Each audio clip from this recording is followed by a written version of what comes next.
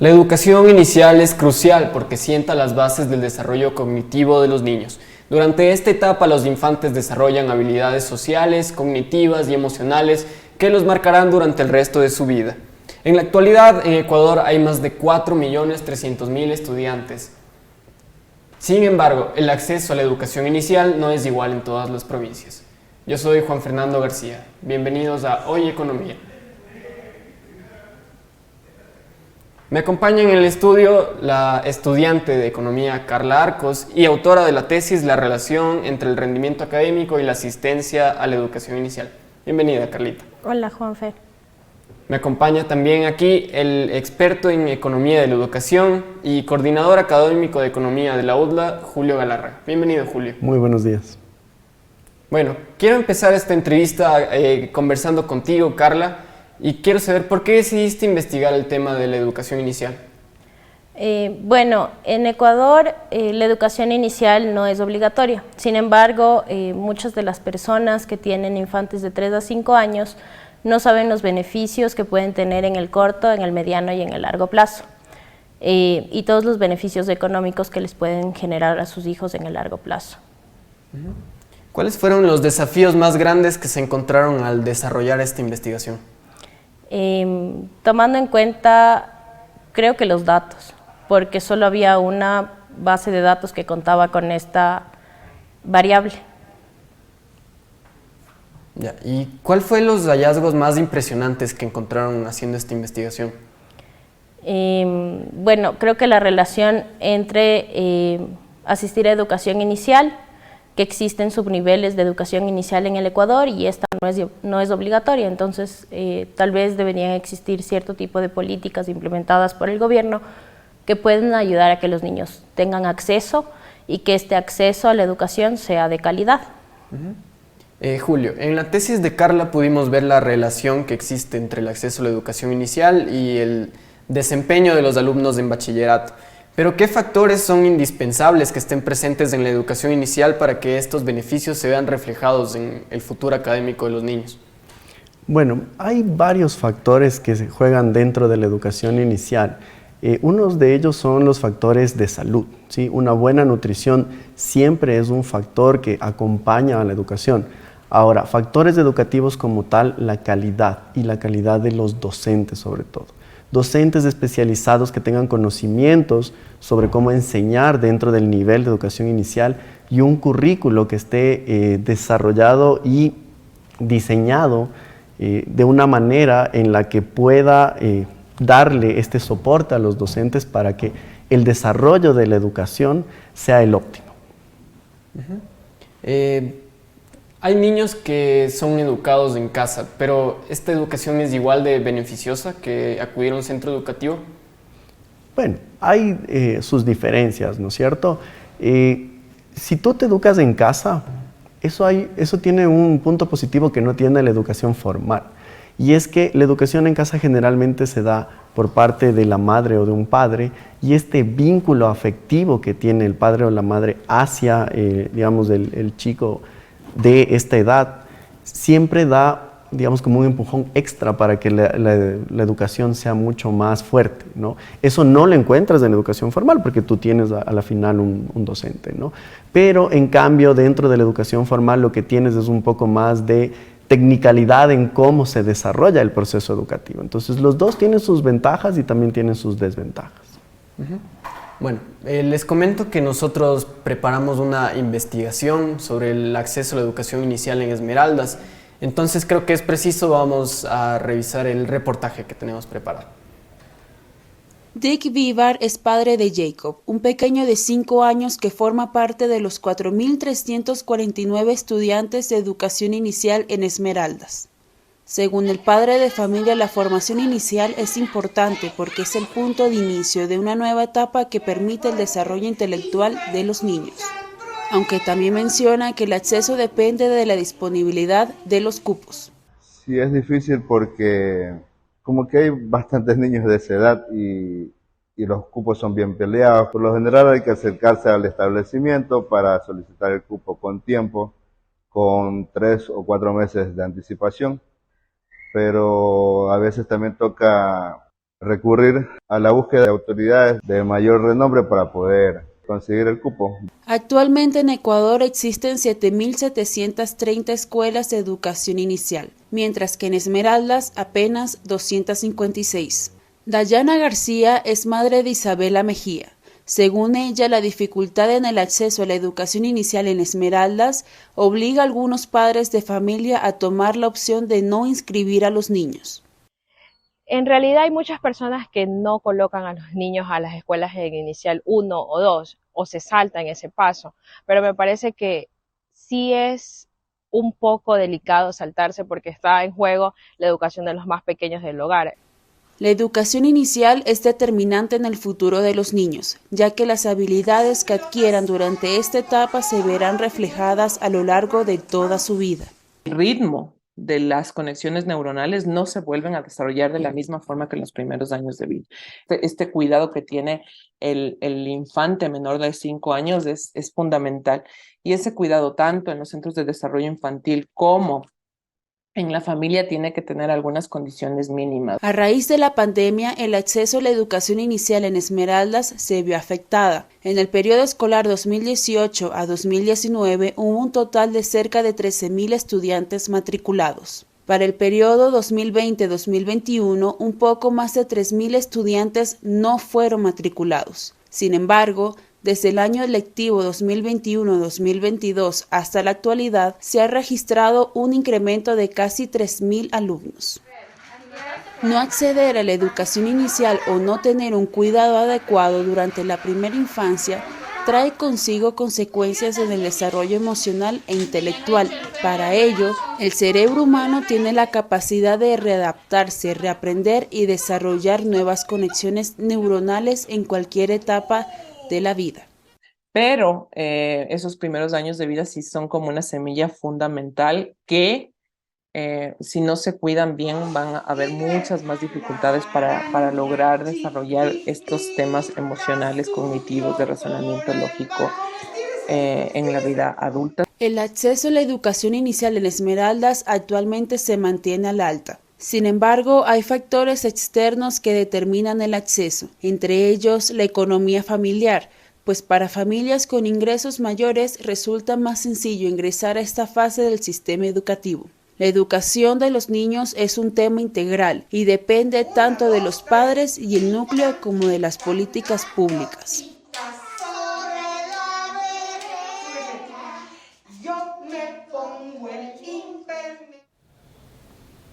Bueno, ya pudimos revisar lo que sucede en Esmeraldas, esto es específicamente de la zona urbana, pero ¿qué es lo que ocurre en las zonas rurales? ¿Hay diferencias tal vez?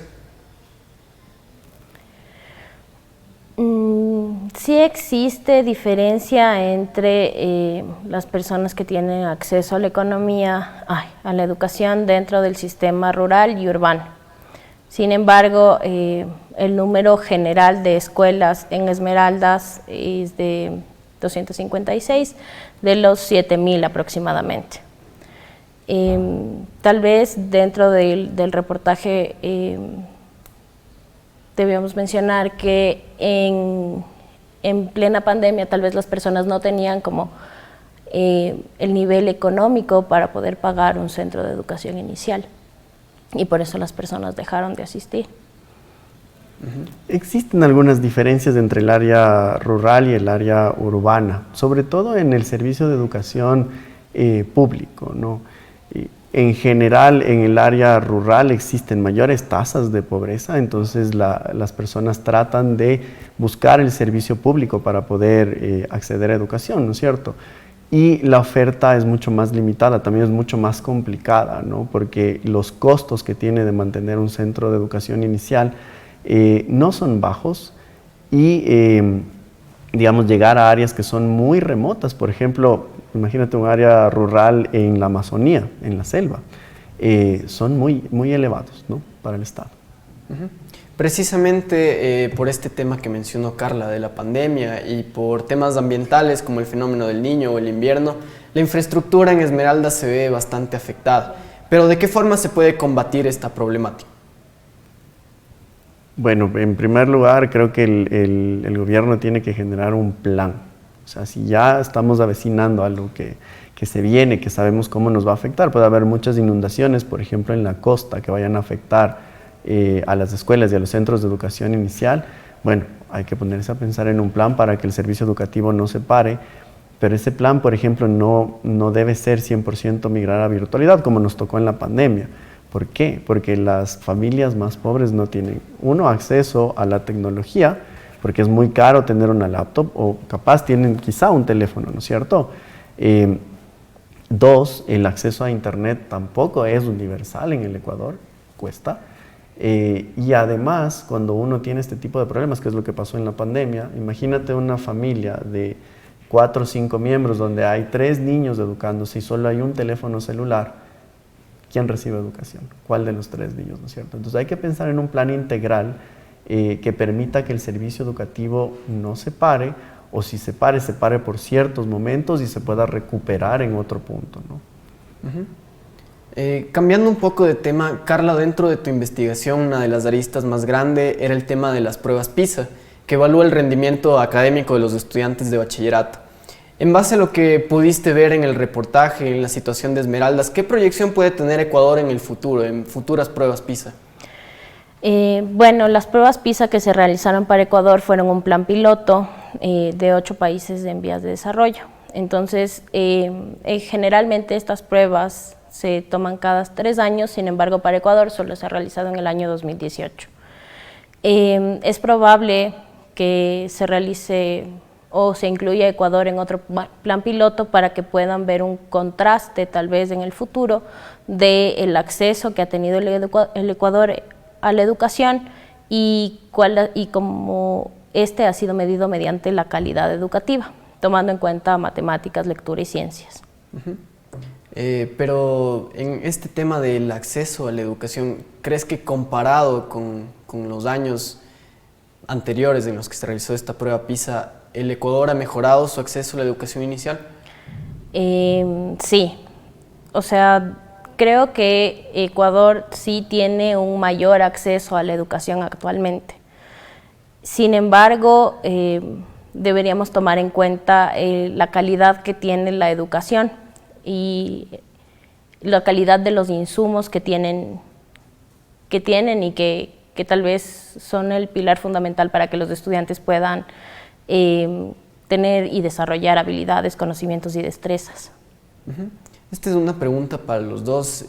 Si Ecuador sí ha podido mejorar en el acceso a la educación inicial, comparado con otros países de Latinoamérica, ¿creen que el acceso aquí es adecuado o se queda tal vez un poco atrás respecto a la región?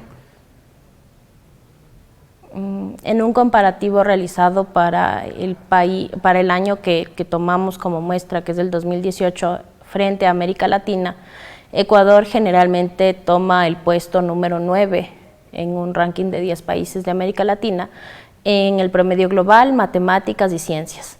Sin embargo, tiene el puesto número 7 en la materia de lectura. Esto se puede deber a que las personas en la edad de los 3 a los 5 años puedan desarrollar de mejor forma la habilidad del lenguaje y del habla, lo cual le puede beneficiar al Ecuador. Entonces sí ha habido una mejora, pero aún así Ecuador se sigue quedando atrás en la región. Sí. Ahora, cambiando un poco de tema, Julio, estamos a punto de empezar nuevamente las elecciones de nuestro país. ¿Qué propuestas deberían traer los candidatos para facilitar el acceso a la educación inicial? A ver, eso es bien interesante. Tuve esta semana un podcast en el que discutíamos acerca de las propuestas de algunos candidatos y revisando todos los planes, las propuestas educativas son un poco limitadas, digamos, ¿no? Además que son gobiernos que no van a tener una ventana de tiempo de, digamos, muy pocos meses como para hacer cambios. Yo creo que en el Ecuador lo que sí hace falta es que exista una política que realmente dé una vuelta a cómo se invierte el dinero en la educación. Tenemos, digamos, en la Constitución algunos artículos que nos obligan a invertir más en educación, pero lo que no ha hecho ningún gobierno, y es una propuesta que deberían traer a la mesa, es que se debe invertir muchísimo más en educación inicial. Como ustedes han visto en el reportaje, digamos, es imperante que el dinero se vaya mucho más de educación inicial que hacia otros niveles. ¿Por qué? Porque esto funciona como construir una casa. La educación inicial es construir los cimientos de la casa. Si tú construyes muy malos cimientos, no importa que arriba pongas las mejores paredes y los mejores techos, se te va a caer la casa, ¿sí? Entonces, si tú tienes una educación inicial fuerte, eso te garantiza que todos los niños y niñas después tengan mejores destrezas y habilidades para poder seguir aprendiendo, poder desarrollar otras habilidades, ser ciudadanos productivos, ¿sí? Disminuir otras problemáticas posteriores, como por ejemplo un rendimiento académico menor, y eso es un poco lo que encuentra Carla, ¿no es cierto? El asistir a educación inicial te da una ventaja en el rendimiento académico en el mediano plazo, que es cuando lo ve en estudiantes de 15 años. Entonces, todo esto es un círculo virtuoso, pero la propuesta de política que deben tener los candidatos es de entender que el sistema educativo tiene que migrar a invertir muchísimo más en sentar bien las bases de los seres humanos, que es la educación inicial, ¿sí? Y después invertir de manera escalonada hacia arriba en los otros niveles, ¿no es cierto? No digo que no sean importantes, pero sí es muy claro, y la evidencia lo dice, que el nivel más importante de educación es el nivel de los 0 a los 5 años. Y a modo de conclusión, Carla, ¿qué políticas públicas se debería implementar para facilitar el acceso o mejorar la calidad de la educación inicial? Tal vez como política pública, hacer que las personas puedan conocer los beneficios de que su infante pueda asistir a educación inicial, invertir en educación inicial, revisar la calidad de la educación que se está dando, tal vez hacer un plan, como lo dijo Julio, de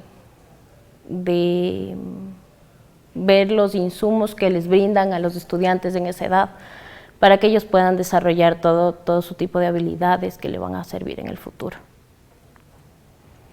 Listo. Entonces, bueno, una pregunta más, Julio.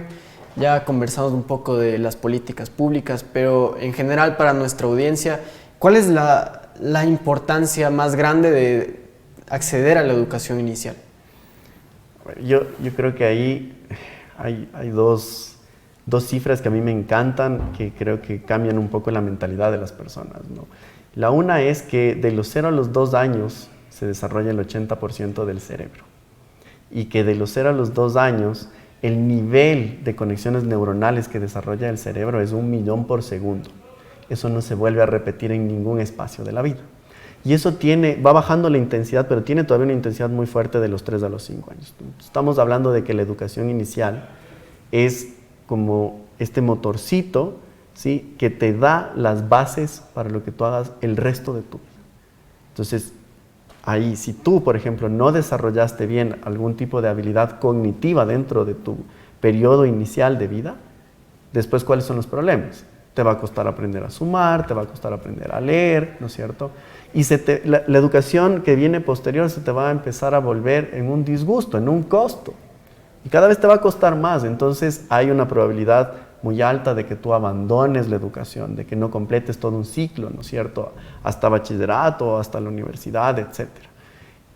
La importancia de la educación inicial es que sienta todas las bases que tú vas a tener después para tu vida.